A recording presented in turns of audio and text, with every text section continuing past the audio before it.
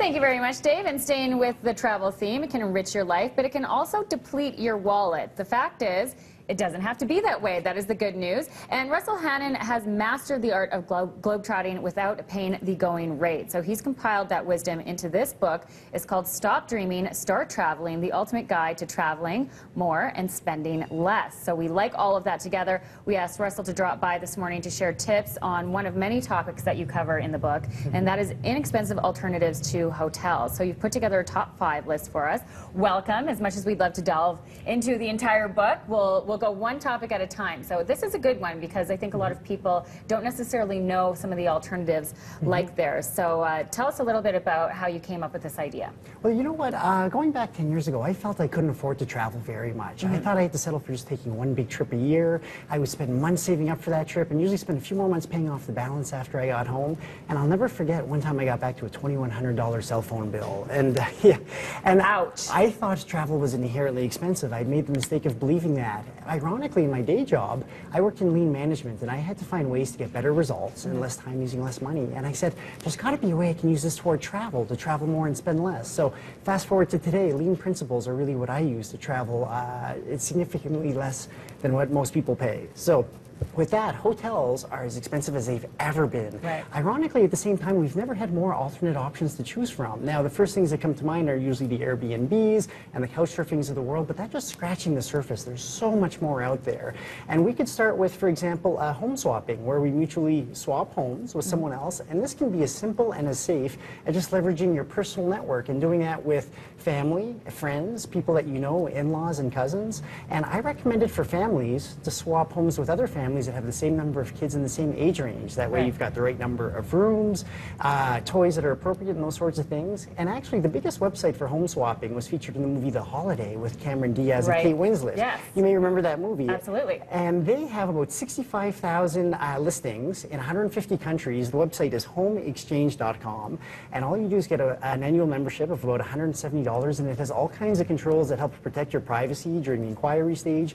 And you can see everybody's background, reviews, and their history. And you know, with what happened, there was an Airbnb incident in town about a month ago. Right. And really what I recommend is setting some standards where you say, well, we're not going to rent out perhaps to people people who are a little bit younger may get a bit rowdier on a Saturday night. So we say, perhaps maybe we'll just hold ourselves to people who are 40 years old or 35 years old and above. We're going to restrict ourselves to swapping homes with people that have at least 10 home swaps in the past.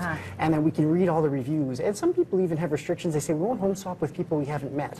So some people go to Europe, for example, and they say, we're not going to home swap this trip, but we want to meet people that we could consider doing this with in the future. Wow, interesting. So all of those parameters you can set yourself. That's tip number 1. We want to get to all of these. And now house sitting is another option. And that's a form of volunteerism where you're offering services in exchange for a place to stay. Now, the most reputable website is trustedhousesitters.com. And anyone can do it, but particularly if you have experienced pet sitting or house cleaning or working as a maid in a hotel, then you've got professional experience and you're really going to stand out from the crowd compared to people like myself who don't have that experience. Right. So something to consider. Okay, here's something that a lot of people are familiar with is camping. Yes, camping is part of the summer travel experience, but we tend to do that closer to home. And what we often don't think of, that can really cut the cost of an international trip abroad. For example, in Europe, you can get a membership with campingcheck.com, which gives you access to nearly 700 campgrounds throughout Europe for it's for 16 euros a night. Okay. Now, restrictions are it's only for 2 people per lot,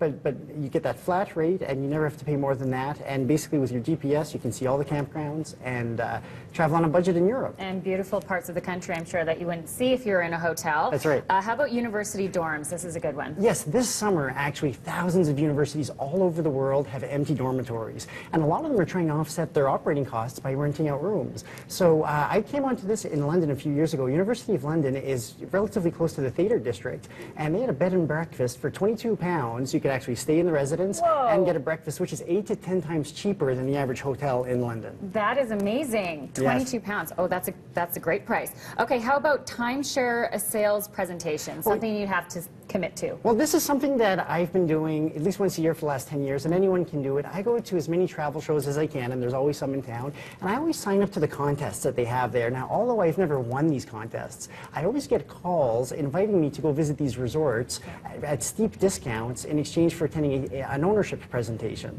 So as long as you understand and you're able to set your boundaries, you can stay in fully furnished accommodations for a fraction of the going rate. Really? Yes, yes, okay, yes. great tips. Thanks very much for sharing these with us. And there's lots more info in the book, Stop Dreaming, Start Traveling, and as well on your website, breakthetravelbarrier.com. For more information, we'll put those links up on our website, breakfasttelevision.ca. Congratulations on the book. Thank you very much, and it's great to be here. It's great to have you as well, a Calgarian, and I know you're going to be traveling around with the book. So safe travels to you.